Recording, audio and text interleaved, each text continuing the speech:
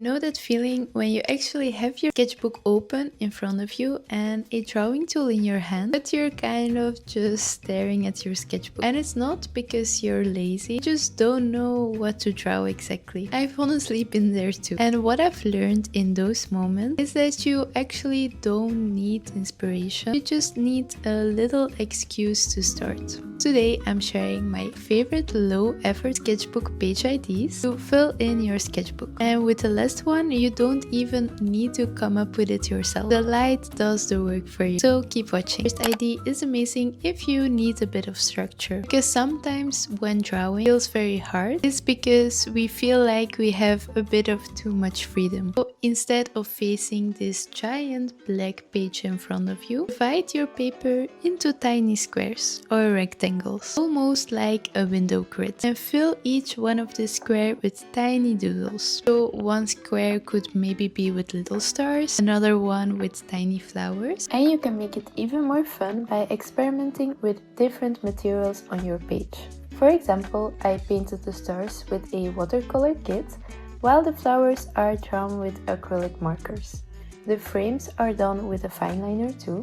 So if you want to, you really don't have to stick to just one material. Another one could be like a checkboard pattern. Maybe you want to draw seashells. Honestly, it could be even swirls, tiny flowers, little heart. And you also don't have to leave your page blank. It can be fun to color it in. You could also use one color, or like I did, create a striped pattern. This made it look like the drawings were hanging on a wall. So just do whatever you like to make your page a bit more fun, because we really want to bring back that fun in drawing again. So make one whole page with the same theme. So maybe it could be cozy things like mugs or blankets, books, socks, clouds, or maybe you could make like a nature page with flowers, bees, leaves, berries, birds, because such squares are so small that it never feels too overwhelming. And by the time you fill a few of these boxes, you'll suddenly have this whole beautiful sketchbook spread without ever feeling too much pressure. The next one is one line art. This is perfect if perfectionism is stopping you from drawing, because with this, mistakes becomes part of the charm. So put your pen onto your paper and don't lift it up. Just keep moving. You can draw a flower bouquet, be a vase with leaves, a bird on a branch, a hand holding a cup,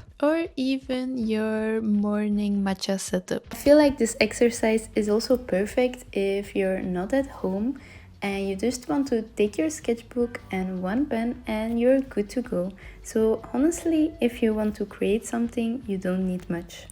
If you want an easy starting point, you can just look around and just choose one object that you want. It could be your headphones or maybe a water bottle. The results will always look very artistic, even when it's very messy, because it will teach you something really important. Drawing can be very expressive without being too polished. If you like this video so far, make sure you like this video and also subscribe to get back into drawing, and I always link all my art supplies in the description. Another easy thing that you can do when you want to draw but don't know where to start is by simply placing some random dots on your page. It sounds almost too simple, but that's exactly why it works. So scatter little dots across your page without thinking too much where they will go. Make some closer together or leave bigger gaps between the others, and then start connecting them with soft lines, curves, loops, or flowing shapes.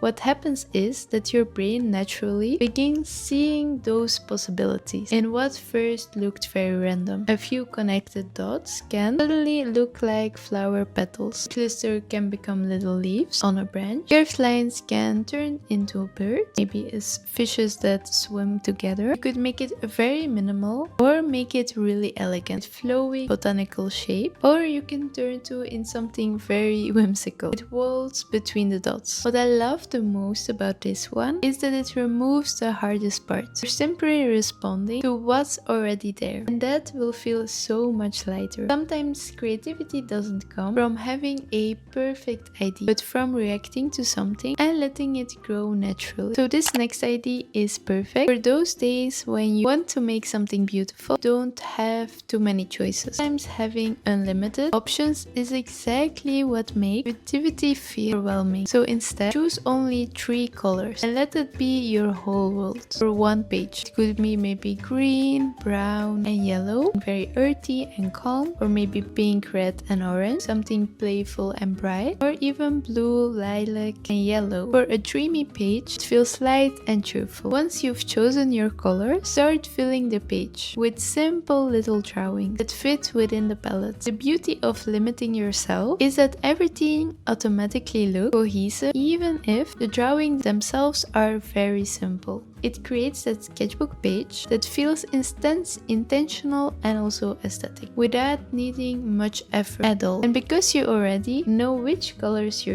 using, half of the decision making disappears, which makes drawing feel relaxing again instead of like another thing you need to figure out. And then the last one that I talked about that is so fun to do is that sometimes the easiest way to start drawing is by letting nature do the work for you. So take your sketchbook outside, maybe on a sunny day. The sun has really been shining lately here. I felt like this was a perfect opportunity. Place it somewhere where the light is very clear and let the shadows of the flowers, the leaves, and also the branches fall across the page. So instead of trying to reinvent everything from scratch, simply trace or softly color the shapes that appear naturally in front of you. Delicate flower shadow can become soft petals layered across the page. Leafy branches can create beautiful organic patterns. Overlapping shadows can make the whole spread feel loose, artistic, and unexpected. You can keep it simple with one color or a calm monochrome page, or layer different shades like soft green, yellow pinks, or blues to make it feel vibrant. What I love about this idea is that it sometimes feels like collaborating with nature. You're not forcing creativity, you're simply noticing something beautiful and responding to it. And by the end, what started as just sunlight and shadows becomes a page that feels unique, dreamy, and full of life. So what I love about these ideas is that none of these expects you to be